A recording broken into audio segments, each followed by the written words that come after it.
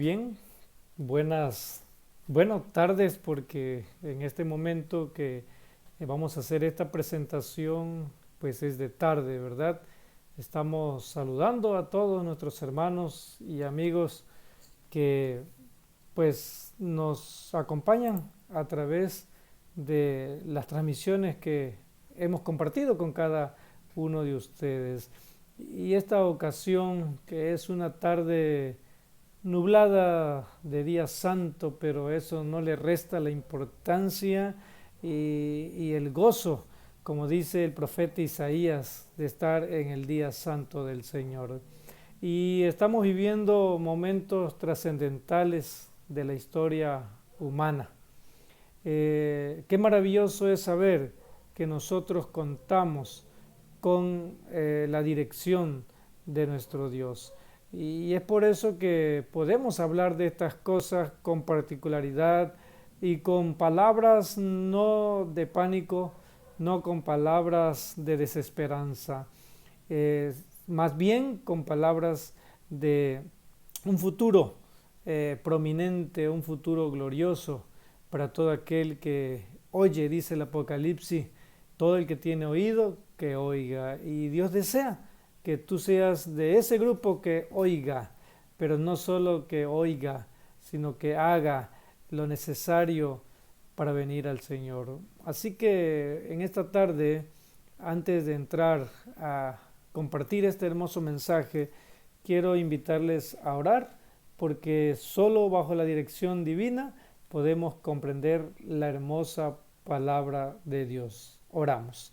Bendito Dios y Padre, gracias porque en tu bondad y tu misericordia has hecho provisión de la vida para cada uno de nosotros y con ella la oportunidad de conocerte más y más, como es nuestro privilegio hacerlo. Señor, estamos aquí porque queremos aprender más de ti. Estamos aquí porque queremos escuchar tu voz. Estamos viviendo tiempos tan difíciles, críticos, pero Señor, tú ya nos has mostrado que esto iba a ser así y también nos has mostrado de qué manera podemos ser protegidos de caer en el pánico, en la desesperanza, en lo irremediable, Señor. Hay una solución y está en tus manos. Y gracias porque nos lo has dado a conocer a través de tu palabra, la cual vamos a abrir. Vamos a abrir, pero no queremos hacerlo confiando en nuestra capacidad porque no lo hay. Queremos hacerlo solamente confiando en que tu Santo Espíritu será nuestro Maestro e iluminará cada una de nuestras mentes para comprender tu mensaje santo. Lo pedimos humildemente en los méritos de Cristo Jesús. Amén. Muy bien, estimados amigos que nos ven a través de las diferentes medios o plataformas como YouTube y Facebook, que son las dos plataformas que estamos usando para compartir estos hermosos mensajes. Y este mensaje que queremos compartir en esta ocasión tiene que ver con no una explicación, porque Dios no explica esta cuestión de su ser, de su existencia.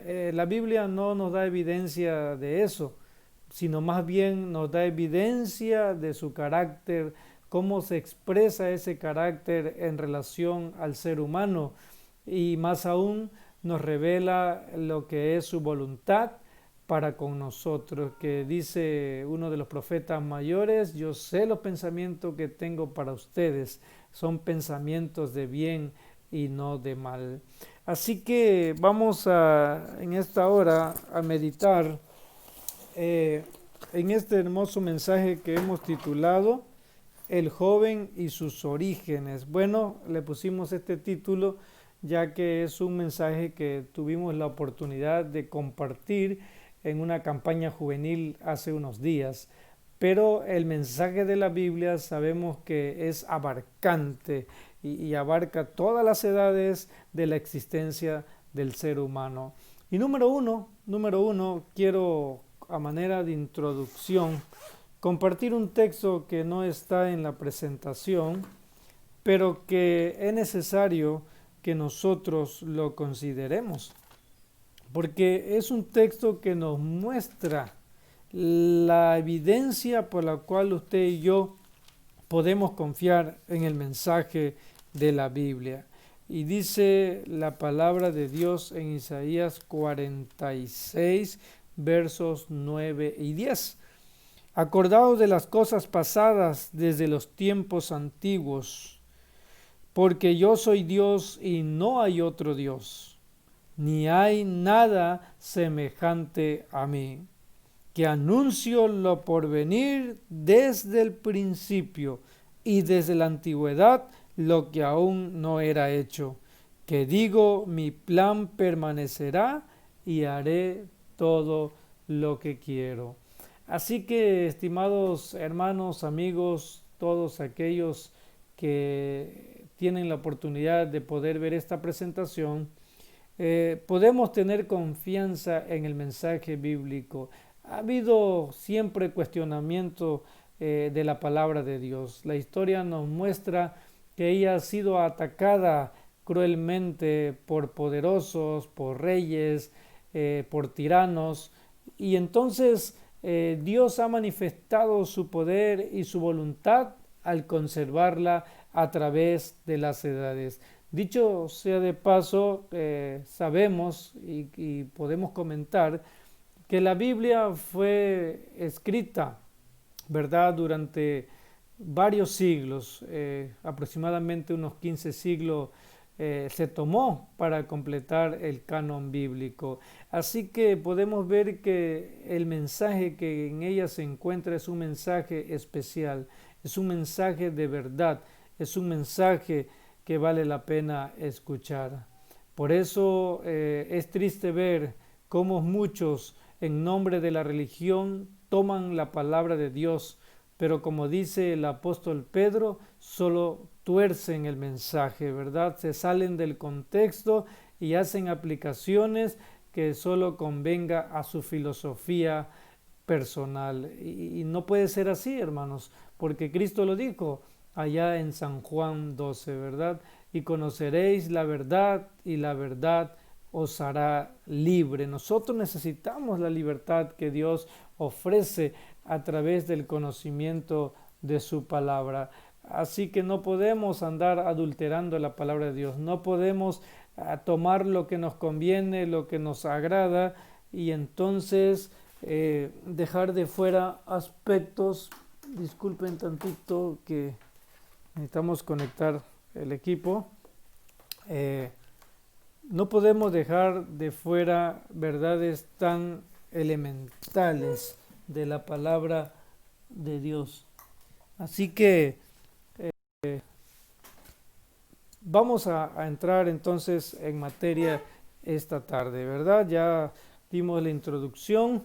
Decíamos que no pretendemos, porque la Biblia no lo hace, no podría mucho menos un servidor querer hacerlo. No pretendemos explicar la existencia de Dios, más bien cómo Dios lo hizo para que la criatura llamada ser humano pudiera llegar a la existencia. Y es maravilloso cómo el relato bíblico de una manera clara y sencilla nos los explica, porque saben, de poder responder de dónde vengo, quién soy y a dónde voy, es como el ser humano puede encontrar sentido para su vida. Y eso es lo que la palabra de Dios nos ofrece, un sentido verdadero, ya que cuando el ser humano fue creado de acuerdo a la evidencia bíblica o al testimonio bíblico, fue creado con un propósito. Así que vamos a avanzar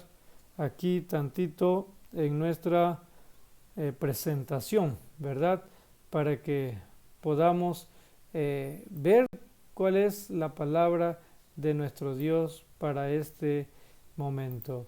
Así que, número 1, vamos a ver este pequeño video que nos muestra cómo la vida fue de alguna manera adecuada al inicio de la creación del ser humano, ¿verdad? Cuando digo adecuada es porque la fuente de la vida es Dios, pero cuando creó al hombre y a la mujer, como dice el Génesis, les dio la capacidad de que juntos pudieran procrear esa vida.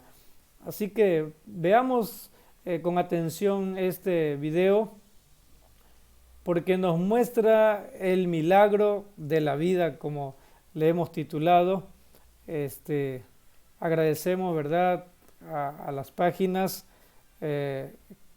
que albergan este tipo de material que nos ayuda, ¿verdad?, a tener una manera más gráfica de lo que también la palabra de Dios nos enseña. Porque en el Salmo 139, de hecho, ahí el salmista nos habla que en lo oculto fuimos formados, en las entrañas de nuestra madre, en las entrañas de ella fuimos formados y Dios ya veía nuestro embrión. Les invito a que en algún momento puedan tomar tiempo para leer el Salmo 139, porque eso nos ayudaría a tener una visión más amplia de lo que vamos a mencionar en esta tarde.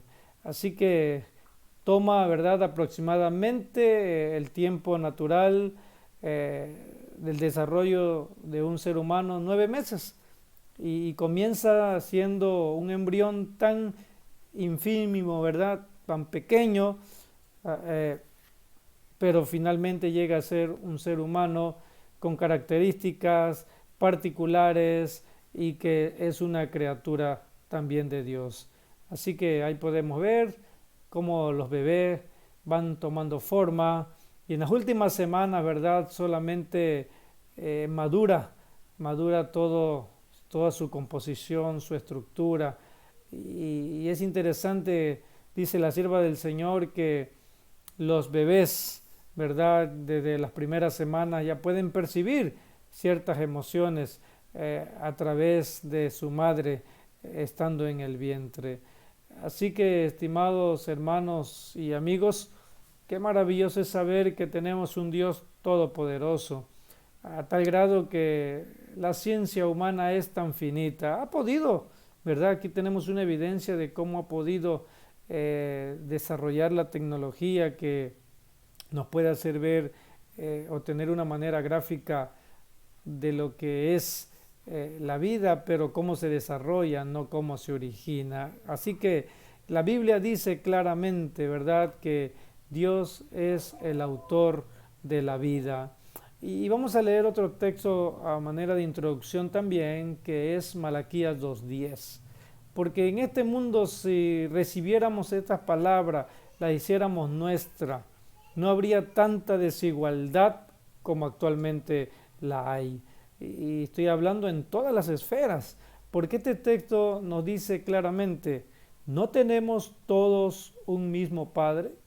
¿No nos ha creado un mismo Él, que es la abreviación de Dios, ¿verdad?, del nombre hebreo Elohim? ¿Por qué, pues, dice, nos portamos deslealmente uno contra otro, profanando el pacto de nuestros ancestros? Es una pregunta muy interesante que Malaquías hace, ¿verdad? El apóstol Pablo también en una ocasión, mientras realizaba su trabajo misionero en Atenas, ahí en el Areópago, pues él les explica, ¿no?, también a los griegos y le dice, es que finalmente todos somos de un mismo linaje, ¿verdad?, de aquel primer hombre y de aquella primera mujer que Dios creó, válgase la redundancia, en la creación. Y ahí tenemos, ¿verdad?, una imagen que nos ayuda a crear una idea de cómo es que Dios creó al hombre. Específicamente Génesis 2:7 nos habla de cómo Dios, ¿verdad?, formó al hombre. En unos momentos más vamos a explicar algunas ideas maravillosas que se encuentran en los textos que nos muestran la creación del hombre. Así que podemos ver y hacer un análisis de la creación, aunque no estamos tocando los primeros días, más bien vamos a hablar del origen del ser humano. Sabemos, de acuerdo al registro bíblico de Génesis capítulo 1, que 5 días y medio, ¿sí?, aproximadamente, porque ya era el sexto día cuando Dios por la mañana, ¿verdad?, inferimos por progreso del tiempo, que Dios creó a las bestias, ¿verdad?, que se mueven sobre la tierra, los reptiles, el ganado, todo eso. Y ya podemos decir, del mediodía para allá, para la tarde, Dios toma en sus manos la creación del hombre, porque eso es algo muy interesante de notar. Cuando Dios crea los primeros 5 días y medio, Dios está hablando, ¿sí? La palabra original para crear, ¿verdad? Está hablando de una creación que parte a partir de la nada. Dios no necesita tener una materia preexistente para crear. El apóstol Pedro también en su segunda carta nos habla que todo fue creado de la nada, ¿verdad? Qué maravilloso saber que el Dios de la Biblia es un Dios todopoderoso, que todo lo puede, y todo ese poder lo tiene a disposición del ser humano.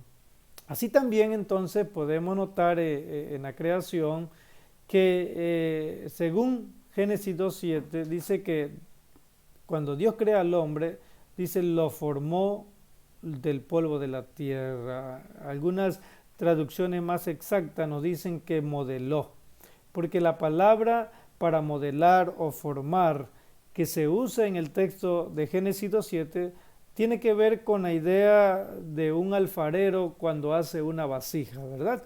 Y eso no se hace así nada más o cualquier persona lo puede hacer, no.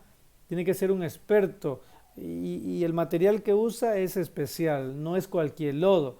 En este caso la Biblia dice que lo formó del polvo de la tierra, de una materia que Dios había creado pura, limpia, perfecta. Así que la obra maestra de Dios era especial, ¿ok?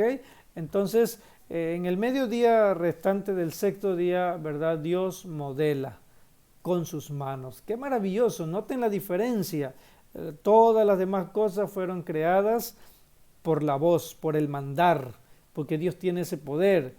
Pero cuando crea al hombre, podemos imaginarnos, si hacemos tantito la imagen anterior, ¿verdad? Vamos a ver que Dios en su persona se toma el tiempo y el espacio para crear al hombre, ¿verdad? Y si lo hizo del polvo de la tierra, es muy seguro que tenemos a un Dios que se está inclinando ante el polvo de la tierra para dar forma a su criatura, ¿ok? Y entonces eso hace una gran diferencia entre la creación de las criaturas, de los objetos inanimados y el hombre. Así que no se puede comparar, ¿verdad?, una creación con la otra, porque Dios se tomó el tiempo y el espacio, decíamos, y con sus propias manos creó y modeló al hombre. Claro, al hombre ya lo formó de la materia preexistente, ¿verdad? Pero es trascendental saber esto, que es con sus propias manos. Y hay comentarios, ¿verdad?, de algunos estudiosos que nos dicen cuán grande amor el de Dios.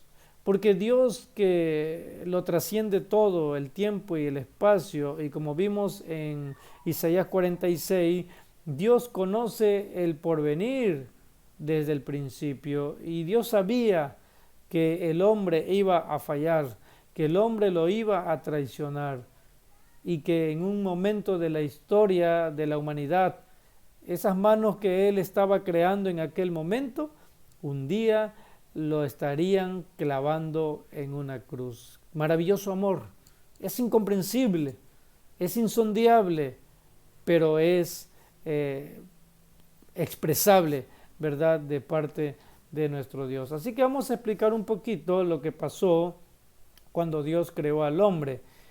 Con el ser humano Dios hace dos cosas, a diferencia de las otras creaciones, ¿verdad? Con el hombre Dios crea y modela. ¿Por qué crea?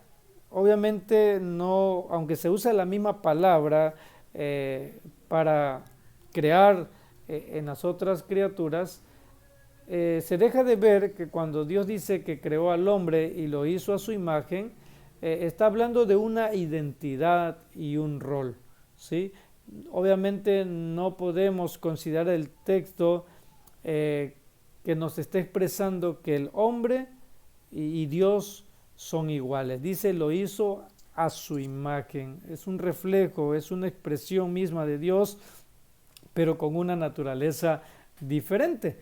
Esto también lo sabemos porque en San Juan 4:24, cuando Cristo tiene la entrevista con la mujer samaritana y están dialogando sobre la adoración y Dios, claramente Dios le dice que Dios es espíritu y el hombre no es espíritu, el hombre es materia, que Dios finalmente le dio del aliento de su vida, pero el hombre es materia. Entonces tenemos naturaleza muy distinta, ¿verdad?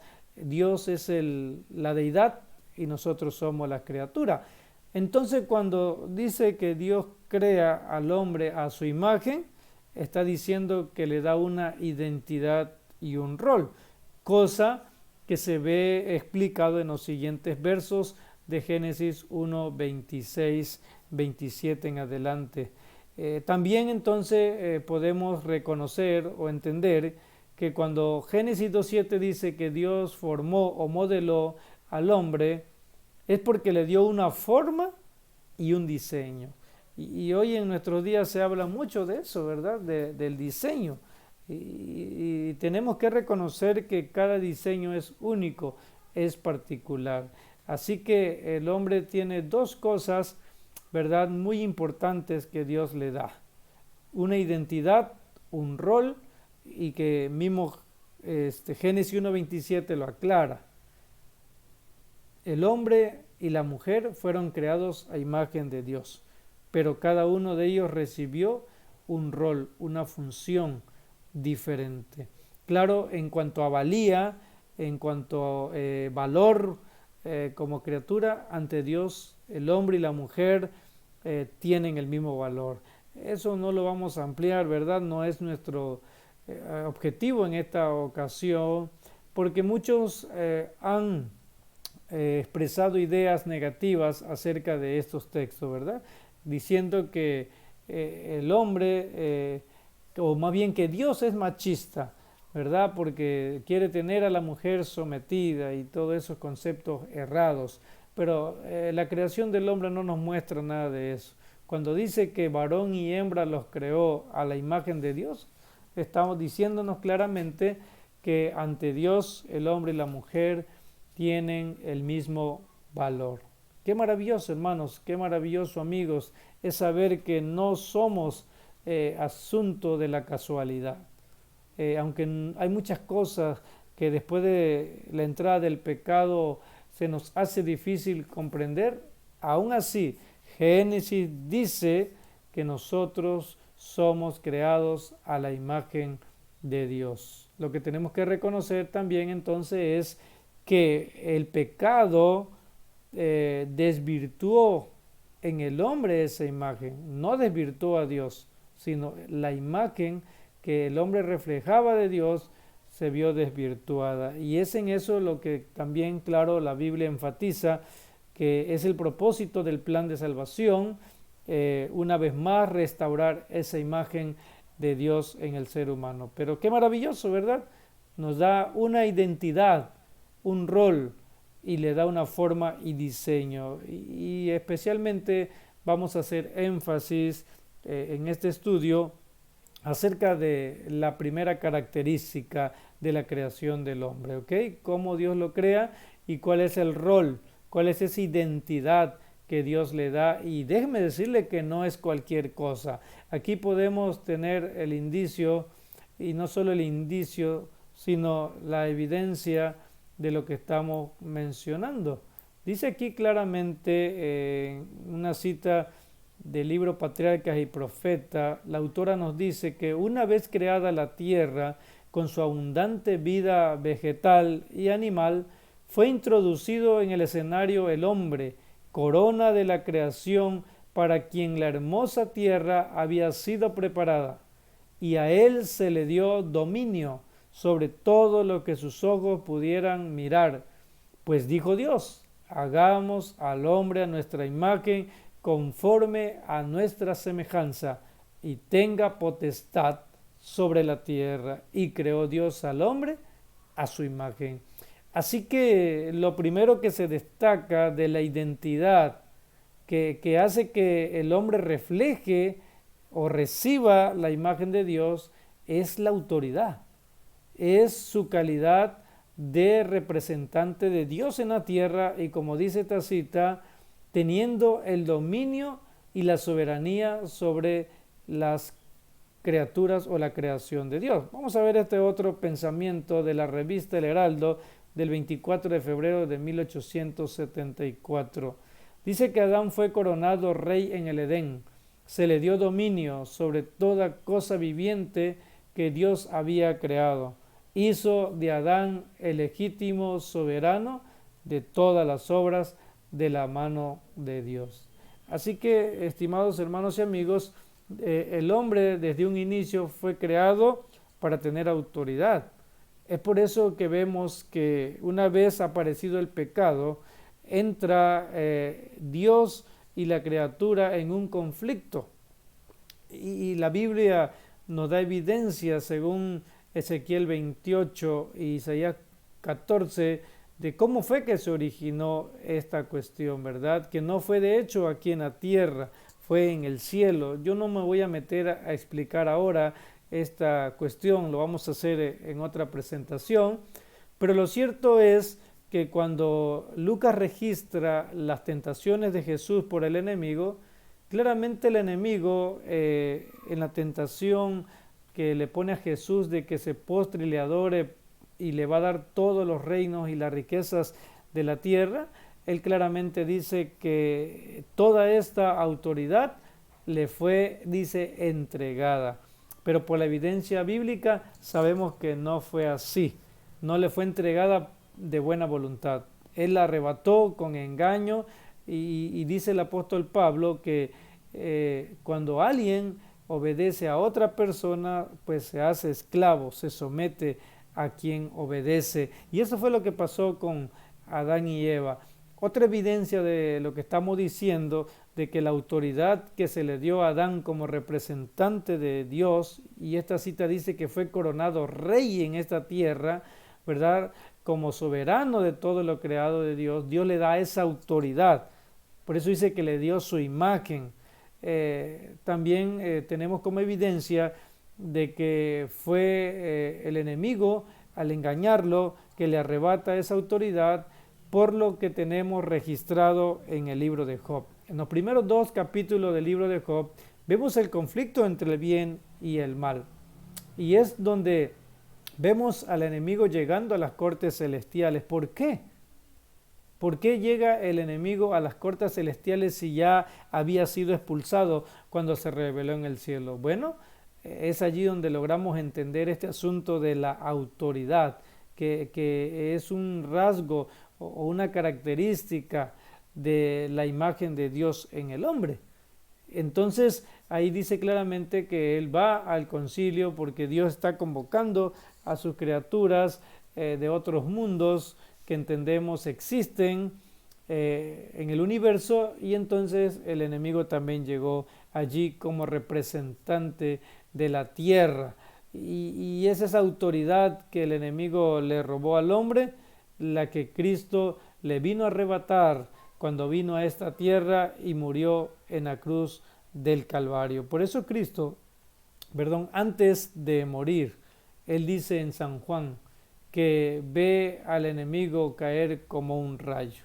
Cuando Cristo muere, se deja en claro que la filosofía y el pensamiento de independencia que el enemigo había estado difundiendo, ¿verdad?, entre las criaturas, pues realmente no era bueno, ¿verdad?, porque le causó la muerte al Hijo de Dios. Entonces Apocalipsis es donde toma más relevancia el capítulo 12, porque dice que fue arrojado a la tierra, y ahí lanza un lamento porque dice: ay de los habitantes de la tierra, porque el enemigo ha descendido con gran ira.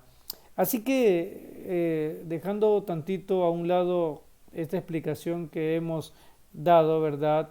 Queremos que nos concentremos en lo que fue el plan original, y aunque digo fue, no significa que ya no está vigente, porque Dios, hermanos, cuando hace las cosas, las hace eternas. Sus propósitos son eternos, y aun cuando puedan haber inconvenientes como el pecado, Él va a cumplir su palabra. Así que vamos a ver otra cita interesante de Patriarcas y Profetas que nos dice que la genealogía de nuestro linaje, como ha sido revelada, no hace remontar su origen a una serie de gérmenes, moluscos o cuadrúpedos, sino al gran Creador. Aunque Adán fue formado del polvo, era el Hijo de Dios. Qué maravilloso, porque si Dios es el Rey del universo y el ser humano es su Hijo, significa que somos príncipes de Dios. A alguien por allí se le ocurrió esta idea y la plasmó en la parte trasera de su auto, pero su auto era una carcacha, como decimos nosotros, ¿verdad? Acá en México y especialmente el sureste, era una carcacha. Cuando yo vi que iba por delante de donde nosotros íbamos en otro vehículo y decía: no soy el dueño del mundo, pero sí soy el hijo del dueño del mundo. Qué maravilloso, porque ese es el privilegio que Dios realmente nos ha dado, y eso no se ha quitado del privilegio del ser humano. Claro, hay un proceso que seguir, porque al entrar el pecado tiene que haber una redención, tiene que haber un pago, porque el hombre se sometió al reinado del mal, y Dios tiene que hacer un pago para poder liberarlo.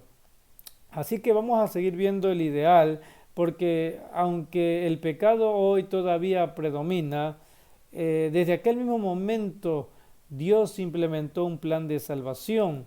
Y su propósito, yo no voy a hablar del plan de salvación, pero su propósito vamos a ver en las próximas diapositivas, que se sigue manteniendo hasta nuestro día, y muy pronto va a tener su culminación cuando esa autoridad que le fue arrebatado a Adán y a Eva en el principio, una vez más le sea entregado a Cristo y a cada uno de aquellos que decidieron seguirle. Por eso Apocalipsis 1:6, miren qué tan claro es el mensaje: y nos hizo un reino sacerdotal para Dios y Padre, para su Dios y Padre, perdón. A Él sea la gloria y la soberanía por los siglos de los siglos. Amén. También en Apocalipsis 26, ya para el final de este libro, cuando está hablando después de la segunda venida de Cristo, y también durante el milenio, miren qué maravilloso, y lo enmarca dentro de una bienaventuranza.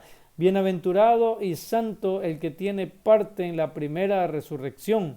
La segunda muerte no tiene potestad sobre estos, sino que serán sacerdotes de Dios y del ungido, y reinarán con 1000 años. Qué maravilloso, hermano, porque esta promesa es para todo ser humano, ya que San Juan 3:16 nos dice claramente que de tal manera amó Dios al mundo, que dio a su único Hijo, para que todo aquel, noten, solo hay una condición: para que todo aquel que en Él cree no se pierda, mas tenga vida eterna. Y si esto es así, ¿verdad? Al hacerse efectiva la salvación en aquel ser humano que cree, se cumplirá entonces en su vida también, al final de la historia de este mundo de pecado. Y cuando Cristo vuelva por segunda vez por sus redimidos, como dice San Mateo 24, entonces dice que irán a reinar con Él por 1000 años. Así que, estimados hermanos y amigos, este es el propósito de Dios. Noten que eso fue lo que hizo cuando creó al hombre. en el Génesis. Pero aunque el pecado entró y se tuvo que poner en acción un plan de salvación, y qué maravilloso, porque por ese plan de salvación es que ahora está la promesa que Apocalipsis nos da y es muy enfático. Dice que serán sacerdotes de Dios y del ungido y reinarán con 1000 años. Apocalipsis también, el capítulo 3, verso 21, que es parte del mensaje de la iglesia de la Odisea, que entendemos es el último periodo profético de la historia de la iglesia cristiana, es decir, el remanente de la iglesia cristiana que estará cuando Cristo aparezca en las nubes de los cielos. Claramente a ellos se les dice, porque el conflicto, hermanos y amigos, se está poniendo más recio a medida que nos acercamos a la venida de Cristo, porque el enemigo dice ha descendido con gran ira y se fue a hacer guerra contra el resto de la descendencia de la mujer, es decir, de la iglesia del pueblo de Dios, que vive en este caso en el tiempo del fin. Y no estamos lejos, mis estimados hermanos y amigos, pero ahí está también un llamado y una promesa. Dice, al que venciere. ¿Hay que luchar? Sí. Y Pablo dice que no vamos a luchar con armas materiales. Nuestras armas son de la luz. Por eso dice en Efesios 6, ponte toda la armadura, ¿verdad? Y allí lo pueden leer. Dice, para que podáis estar firme y habiendo pasado todo, permanecer en pie.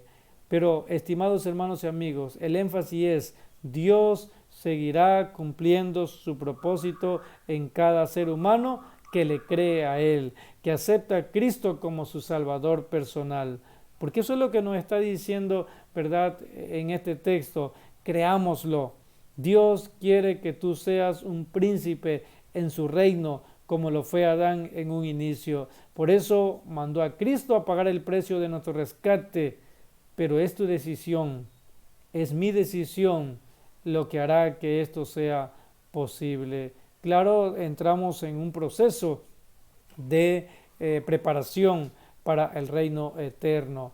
Y eso del proceso es lo que vamos a ver quizás de una manera un poco ligera, pero creo que es tan claro lo que el mensaje de la Biblia que hasta aquí hemos analizado entre el Génesis y el Apocalipsis, se deja de ver en la experiencia por lo menos de dos personajes en la historia bíblica que nos muestran que cumplieron literalmente este propósito de Dios con sus hijos, con los que le creen a Él, con los que deciden serle fiel a Él, y entonces aún más, aunque ellos ya murieron, su vida dio testimonio de que serán dignos de ser reyes y sacerdotes en el reino eterno de nuestro Dios. Miren, la primera historia o el primer personaje es José.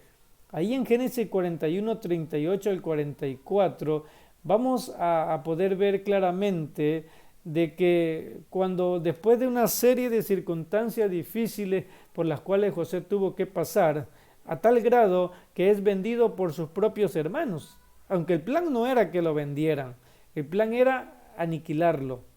Ese era el plan. Pero noten cómo Dios está dirigiendo la vida de una persona que a pesar de sus defectos estuvo dispuesto a confiar en Él. Y cuando Él llega a Egipto, es vendido como esclavo, la providencia preparó un lugar a donde llegar. Y la historia bíblica nos dice que fue comprado por Potifar, el capitán de la guardia.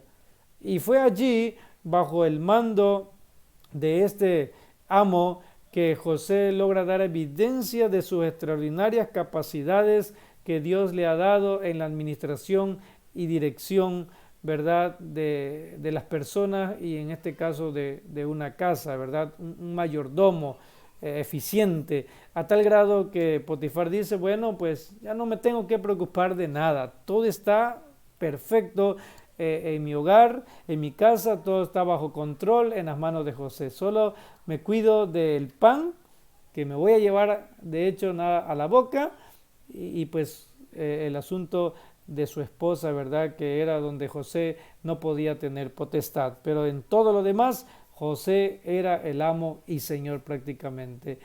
También sabemos que esta fue una experiencia también difícil, porque él fue calumniado a tal grado de que si no hubiera sido por la providencia de Dios, él hubiera muerto, porque el pago de la acusación de forzamiento o violación o intento de violación, pues era la muerte. Pero la providencia lo protegió y fue encarcelado, pero aún en la cárcel siguió dando evidencia de ser una persona diferente, con principios diferentes, y esos principios son los principios de la palabra de Dios. Y finalmente, hermanos, después de varios años, José llegó aproximadamente de unos 17 años a Egipto, y solo 17 años más aproximadamente es que José, porque yo no había comentado esto, pero lo comento en este momento, porque todo era parte de un plan de Dios. José, antes de ser vendido como esclavo, había tenido 2 sueños donde se mostraba el propósito de su vida. Y no era ser solamente un señor que llegaría a tener poder para enseñorearse de su familia, no. Él mismo lo dice, ¿verdad? Cuando en la reconciliación con sus hermanos, Dios me ha traído con el propósito de preservar la vida de ustedes y de Egipto y de cuantos fueron beneficiados por el trabajo de José durante la hambruna. Pero vamos a puntualizar entonces el hecho de que en Génesis 41, 38 al 44 nos dice el momento en que José sale de ser un esclavo a ser el gobernador de Egipto, porque finalmente eso llegó a ser. Sí, es más, vamos a buscarlo porque me gustaría que quizás aquellos que no tengan en este momento una Biblia a mano, pues no van a tener amplia y profundamente la idea que se quiere proyectar. Dice aquí en el Génesis 41, versos 38 al 44, y dijo el faraón a sus siervos, ¿acaso hallaremos a otro hombre como este en quien está o esté más bien el Espíritu de Dios?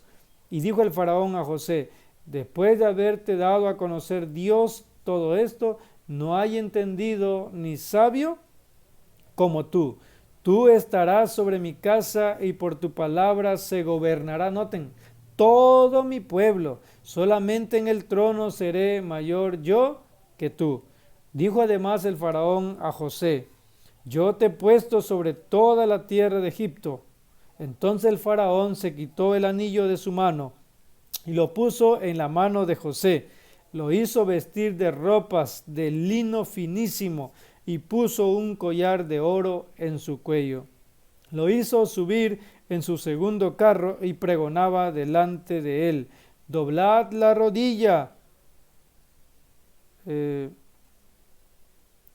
Así quedó entonces, dice José, sobre toda la tierra de Egipto. Y luego dijo el faraón a José, yo soy el faraón, pero sin ti nadie alzará su mano ni su pie en toda la tierra de Egipto. ¡Qué maravilloso! Se dan cuenta que José es un tipo de la experiencia de los cristianos de todos los tiempos y especialmente de aquellos que estamos viviendo en la etapa final de la historia del ser humano. ¿Por qué menciono esto?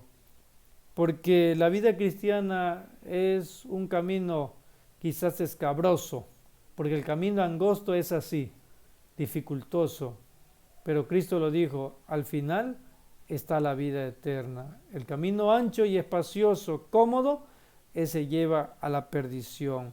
Entonces, podríamos sacar muchas lecciones espirituales, ¿verdad?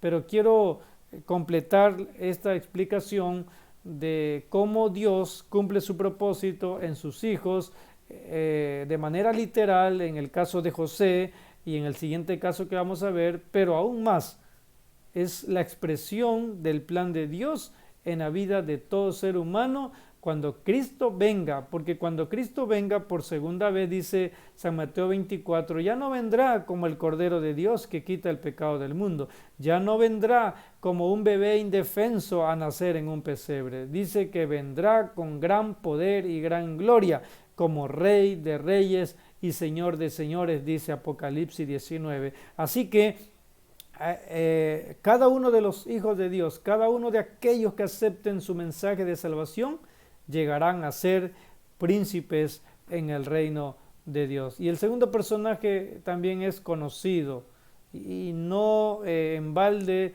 o sin razón están registrados en la Biblia. Es por eso que cuando leemos la Biblia tenemos que extraer qué es lo que Dios está diciendo, qué es lo que Dios está haciendo en favor del ser humano. No nos enfoquemos nada más a ver en José un joven íntegro, un joven honesto, ¿verdad? O en Daniel un hombre valiente que también decide ser fiel. No está en ellos la capacidad. Recordemos que si Dios no hubiera intervenido en los diferentes momentos de la historia de estos personajes, hubieran terminado su vida sin ningún propósito, sin ninguna bendición.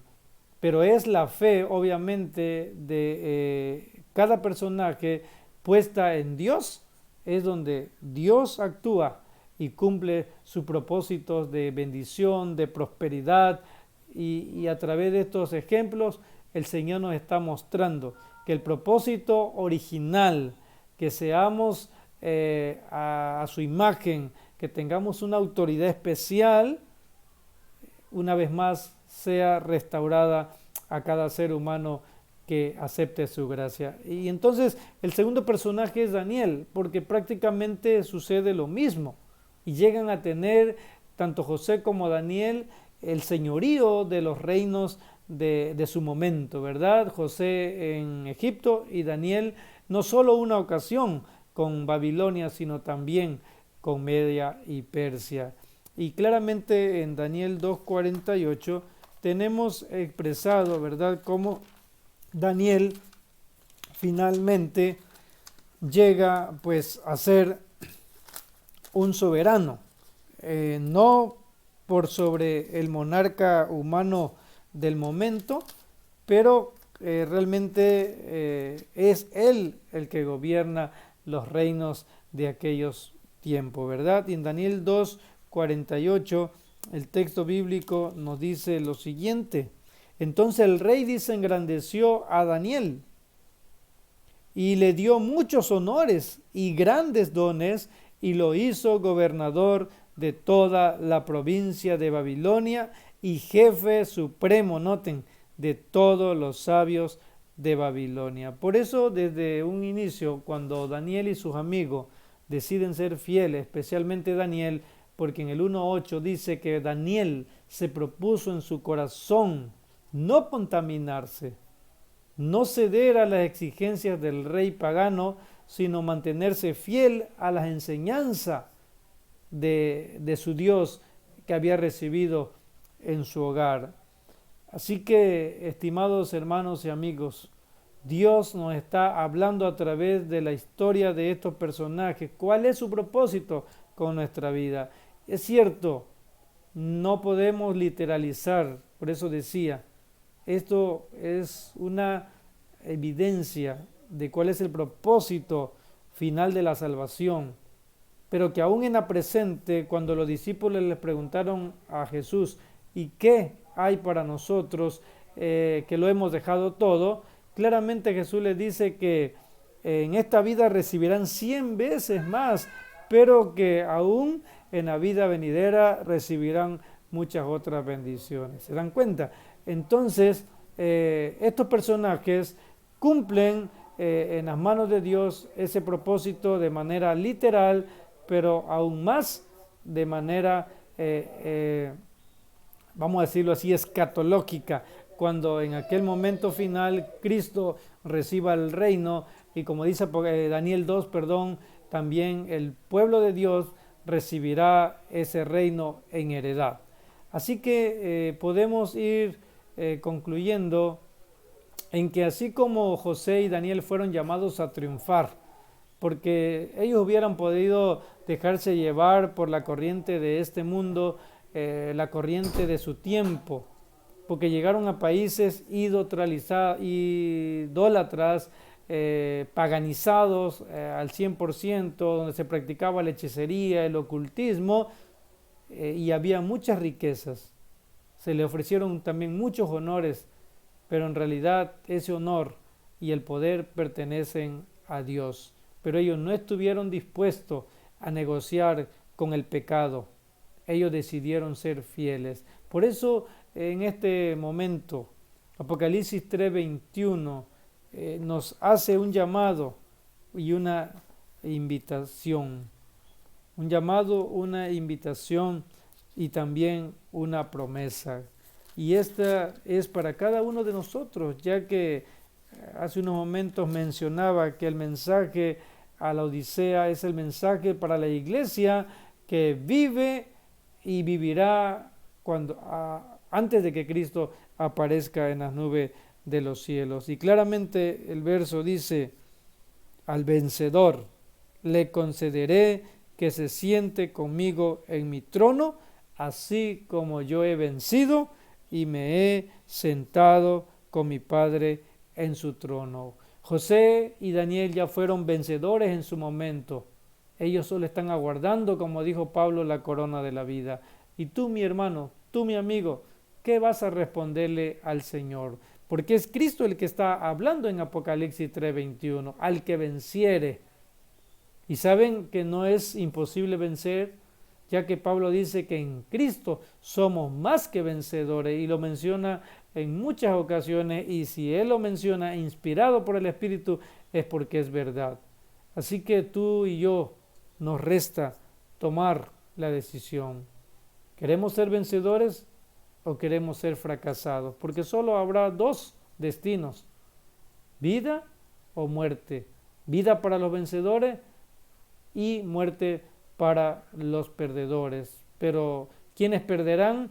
Eso lo vamos a estudiar en una segunda presentación que vamos a hacer de la palabra de Dios. Así que en esa rayita un servidor la ha dejado, porque José escribió su historia de triunfo, de victoria. Daniel también escribió una historia de triunfo y de victoria. Entonces esta rayita es para que si tú aceptas el llamado y la promesa de nuestro Señor Jesucristo, entonces tú pongas tu nombre allí, ¿verdad?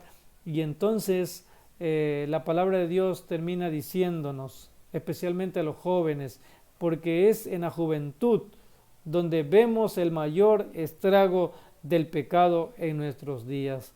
Damas que están luchando por oficializar o legalizar el aborto, haciendo de una vida un objeto de excreción, pero no solo eso, sino aún dañando su propia vida física y emocional, porque todo eso trae estragos, sino a corto, a mediano plazo. Otros que se están degenerando, ¿verdad?, en romper ese diseño que Dios dejó desde el principio, varón y hembra, y solo varón y hembra tienen el privilegio y la capacidad de procrear la vida que Dios le ha dado a la humanidad. ¿Saben que los ángeles no tienen esa capacidad? Aunque son seres superiores a nosotros, porque así dice el salmista, que los hizo un poco mayor a ellos que nosotros, o viceversa, a nosotros nos hizo un poco menor que los ángeles. Ellos no tienen esa capacidad, porque Dios decidió que el hombre y la mujer tuvieran esa capacidad y ese privilegio.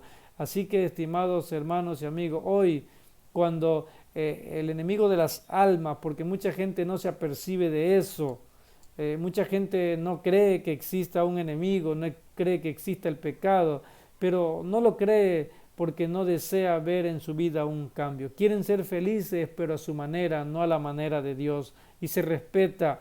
Pero si tú que me estás escuchando y me estás viendo a través de esta presentación, no a mí, pero si estás escuchando esta palabra, mira lo que dice el apóstol Juan en su primera carta, capítulo 2, verso 12.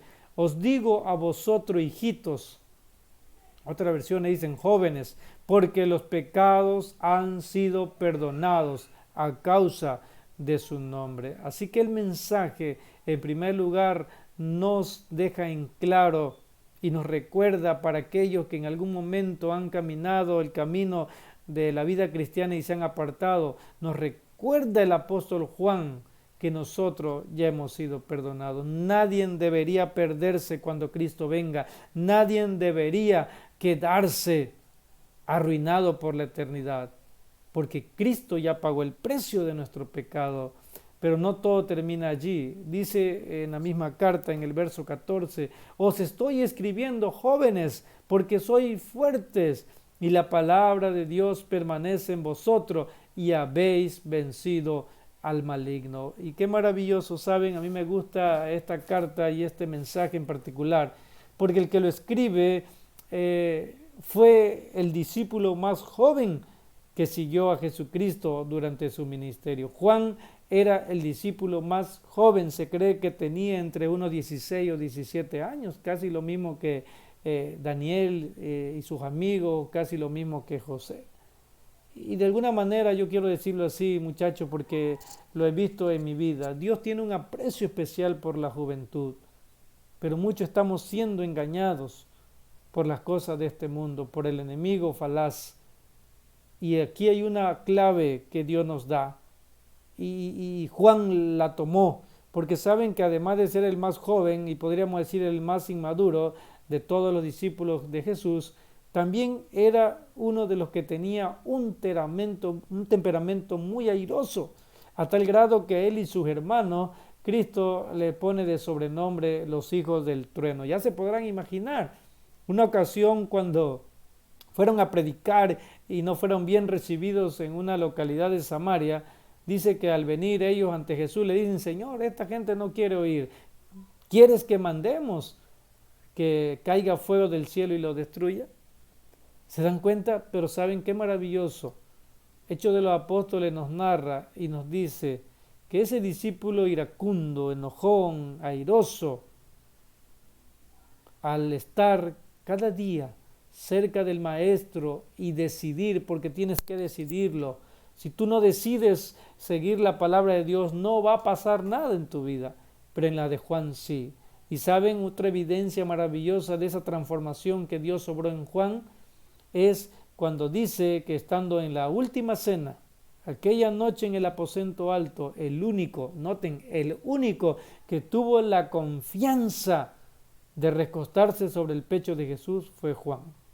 Y al final de sus días, cuando todo fue escrito, después de que este discípulo muriera, y dicho sea de paso fue el que murió al final de toda la vida de los discípulos, la Biblia lo reconoce como el apóstol amado de Jesucristo. Otros le denominan el apóstol del amor, porque llegó a conocer tanto a Cristo, a su Maestro, llegó a identificarse tanto con Él, llegó a reproducir en su carácter el carácter de Dios, que según primera de Juan 4:8 dice, el que no ama no conoce a Dios, porque Dios es, no es que tiene.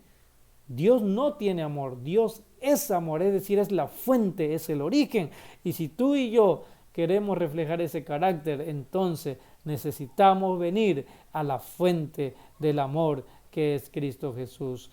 Así que, estimados hermanos y amigos, el ser humano tiene un origen privilegiado, tiene un origen digno, especial.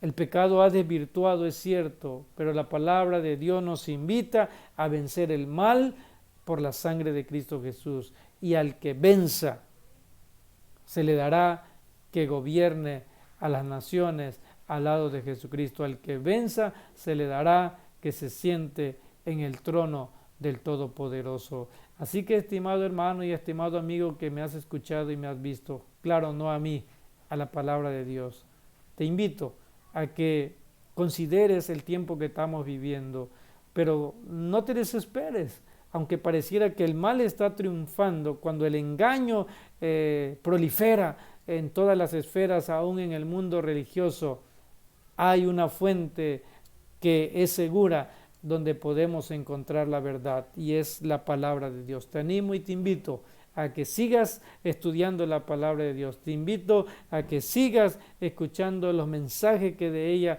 se desprenden. Y como parte del pueblo también adventista al cual pertenezco,